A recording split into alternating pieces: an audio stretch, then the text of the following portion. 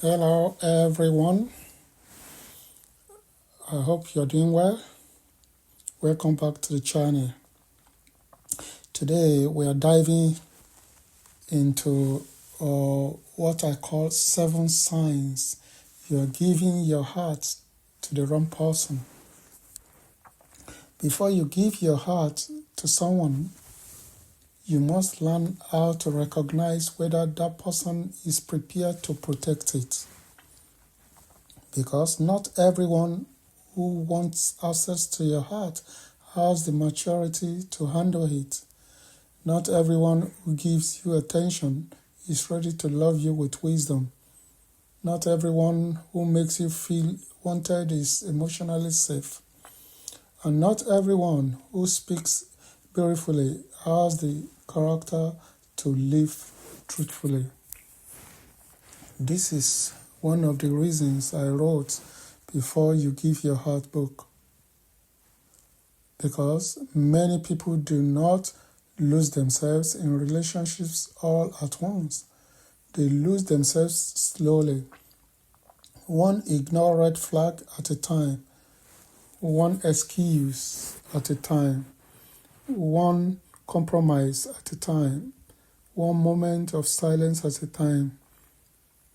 One decision to stay when wisdom was already telling them something was wrong.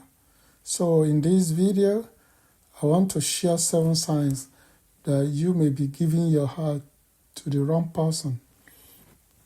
Not to create fear, not to make you suspicious of everyone, but to help you slow down, observe clearly, and protect what is valuable. Because your heart has value. And anything valuable must be protected with wisdom. Right, let's dive into sign number 1. They want access without responsibility. One of the first signs that you may be giving your heart to the wrong person is that they want access without responsibility. They want your time, your attention, your emotions, your loyalty, your vulnerability, your presence. But they do not show the maturity required to handle those things with care. They enjoy being close to you, but they do not want accountability. They want the benefits of connection without the responsibility of commitment. They want emotional access without emotional consistency. They want your heart open, but their own behavior remains careless. And this is dangerous because access to someone's heart is not a small thing. When someone has access to your heart, they have the ability to affect your peace. They can affect your confidence. They can affect your mood. They can affect your trust.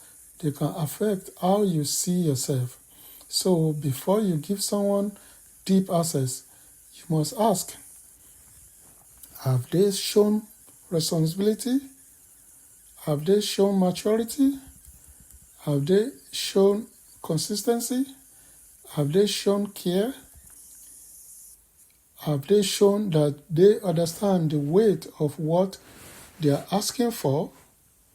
Because if someone wants access to your heart but does not want responsibility for how they treat it, that is a warning sign. Love is not just access. Love is responsibility. Sign number 2, they will confuse you more than they give you peace. Oh yes, they will confuse you more. So now every relationship can have moments of uncertainty. Every relationship can have conversations that require patience and understanding. But constant confusion is not healthy. If you are always wondering where you stand, if you are always guessing what they mean, if you are always anxious about whether they care, if you are always trying to interpret mixed signals, if you are always emotionally unsettled, then you need to pay attention, because confusion can become a form of emotional control. Sometimes people keep you close enough to remain attached, but far enough to avoid responsibility. They give just enough attention to keep you open, just enough affection to keep you emotionally invested, just enough words to keep you from walking away, but not enough clarity to give you peace. And when that happens, your heart becomes trapped between hope and anxiety. That is not healthy love. Healthy love brings clarity. Healthy love communicates. Healthy love does not intentionally keep you emotionally uncertain. A person who values your heart will not enjoy your confusion. They will not keep you guessing for entertainment. They will not use silence, distance, or mixed signals to control your emotions. So if a relationship constantly produces confusion instead of peace, wisdom must ask, is this love, or is this emotional instability? Because peace matters.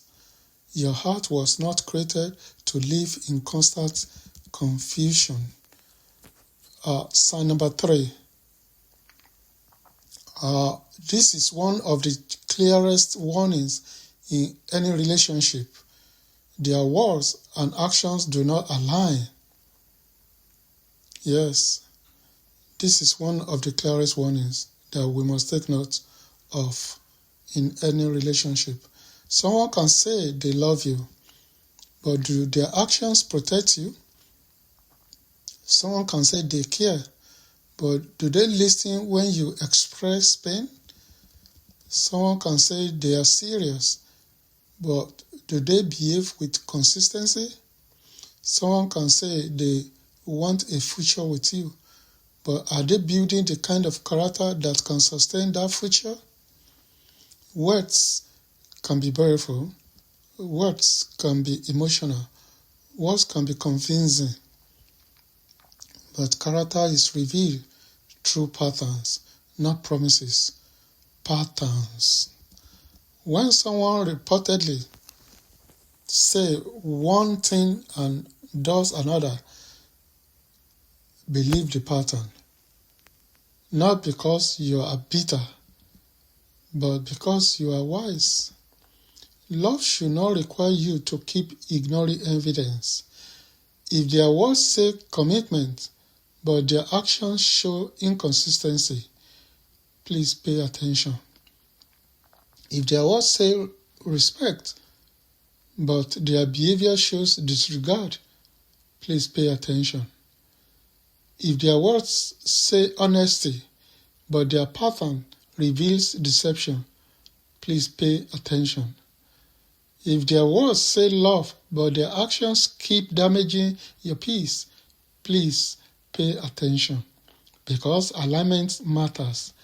A healthy relationship requires trust, and trust cannot grow where words and actions are constantly contradicting each other. Sign number 4. You feel yourself becoming smaller.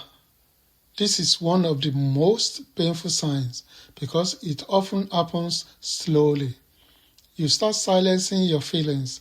You start lowering your standards. You start ignoring your boundaries. You start pretending things do not hurt you. You start hiding parts of yourself just to keep the relationship calm. Excuse me. You start apologizing for having needs. You start accepting behavior you once said you would never tolerate. And little by little, you begin to disappear inside the relationship. That is not love. Love should not require you to abandon yourself. Love should not make you betray your values. Love should not make you feel guilty for wanting respect. Love should not make you feel like peace is too much to ask for. The right relationship may challenge you to grow, but it will not constantly make you shrink. It may stretch you, but it will not erase you. It may require sacrifice, but it will not demand self-abandonment. If you are losing yourself just to keep someone, you need to pause. Because the wrong relationship can make you feel like being chosen is more important than being whole. But it is not. Your wholeness matters. Your peace matters. Your identity matters. Your relationship with God matters. Never give your heart to a connection that requires you to disappear. Yes. Sign number 5. You are attached to potential, not reality. Yes. This is very common. You see who they could become. You see what the relationship could be. You imagine the future. You believe that with time, love, patience, prayer, and support, everything will eventually change. And sometimes people do grow. Sometimes people mature. Sometimes people change. But wisdom knows the difference between patience and self-destruction. You cannot build a healthy relationship only on what someone might become. You must also pay attention to who they are now. How do they treat you now? How do they communicate now? How do they handle correction now? How do they respond when you express pain now? How do they respect your boundaries now? How do they behave when they are angry now? How do they treat people when no one is watching now? Because reality matters. Potential can inspire hope, but reality reveals truth. Some people are not in love with the person. They are in love with the idea of who that person could become, the idea of what the relationship could become, the idea of finally being chosen, the idea of not being alone. But an idea cannot protect your heart. An idea cannot give you peace. An idea cannot replace character. And if reality keeps hurting you while potential keeps holding you, you need wisdom. Because your heart should not be sacrificed on the altar of someone else's possibility. Sign number 6. They do not respect your boundaries. Boundaries are not rejection. Boundaries are wisdom. Boundaries are protection. Boundaries are clarity. A healthy person may not always understand your boundary immediately, but they will respect it. An unhealthy person will pressure you to remove it. They may guilt you, manipulate you, mock you. They may punish you with silence, accuse you of not loving them enough, or make you feel like you are being difficult just because you are protecting your peace. But how someone responds to your boundaries tells you a lot about how they may handle your heart. If they cannot respect a boundary, they may not be ready for deeper access. If they pressure you to move faster than your peace allows, pay attention. If they make you feel guilty for having standards, pay attention. If they keep crossing lines after you have clearly expressed them, pay attention. Because love does not require the destruction of boundaries. Healthy love honors them. A person who truly values you will not need to control you. They will not need to rush you. They will not need to pressure you. They will care about your peace, not only their access. Sign number 7. The relationship pulls you away from peace, purpose, or God. Yes, the 7th sign is one of the most important. The relationship pulls you away from peace, purpose, or God. This does not mean a relationship will be perfect. It does not mean there will never be challenges. It does not mean both people will never struggle, but if a relationship constantly pulls you away from your values, your purpose, your peace, your spiritual focus, and your relationship with God, you need to pay attention. A relationship should not require spiritual compromise to survive. It should not make wisdom feel like an enemy. It should not make obedience feel inconvenient. It should not make peace feel impossible. It should not make you feel like you have to choose between God and attachment, because love that is truly aligned will not ask you to abandon your foundation. Ask yourself, am I becoming more peaceful or more anxious? Am I becoming more spiritually grounded or more confused? Am I becoming more honest or more secretive? Am I becoming more focused or more distracted? Am I becoming more whole or more broken? Am I becoming closer to God or further away? These questions matter because the person you give your heart to will influence more than your emotions. They can influence your direction, your decisions, your identity, your confidence, your spiritual life, your future. So, if the relationship is pulling you away from peace, purpose, and God, that is not something to ignore. That is something to discern. Before you give your heart, slow down, observe, pray, pay attention to patterns, listen to wisdom. Do not rush what should be protected. Do not ignore what peace keeps trying to show you. Do not confuse emotional intensity with divine alignment.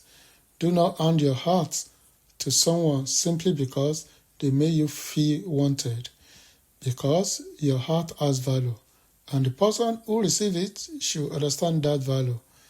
But first, you must understand it too.